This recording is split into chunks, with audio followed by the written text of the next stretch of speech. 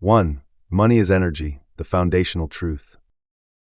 This audiobook serves as a philosophical and energetic treatise, asserting the foundational premise that money is not merely a physical artifact, but rather a metaphysical frequency.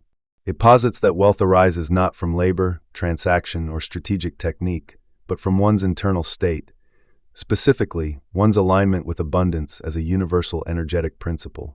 The reader is called to transcend the material paradigm and embrace their role as a conduit for universal flow, wherein money becomes an expression of energetic coherence, not physical exertion. Footnote: the proposition that money is energetic, not physical, challenges traditional economic models and introduces alignment as the primary mechanism of wealth manifestation. 2. Awakening to the inner source of prosperity. Throughout history, abundance has been misconstrued as an external commodity to be pursued. This chapter reorients that narrative by positioning the human soul as the locus of wealth. The transmission of this teaching mirrors initiatory spiritual knowledge, wherein the discovery of abundance is a remembrance, not a learning, of an inherent state. Through narrative allegory, including Eleanor the herbalist and Harold the mailman, the text illustrates that material increase follows vibrational recognition, not the reverse. Their stories illustrate the energetic reciprocity between consciousness and flow. As they internally shift, the external world reflects that frequency. Footnote: prosperity manifests as an external expression of internal alignment and is recontextualized as a state of being rather than a linear goal. 3. The law of alignment and the illusion of effort. In contrast to mechanistic economic thought, this section outlines a metaphysical framework of wealth acquisition predicated upon vibrational attunement. Abundance is framed as a byproduct of internal resonance, not effortful pursuit. Using metaphoric scenarios, such as a well whose flow responds to gratitude or fear, the reader is shown that scarcity is not a function of supply, but of blocked receptivity. Those who attempt to control or hoard, such as Walter the merchant, obstruct the energetic circulation required for prosperity. This inversely demonstrates that surrender, not struggle, catalyzes multiplication.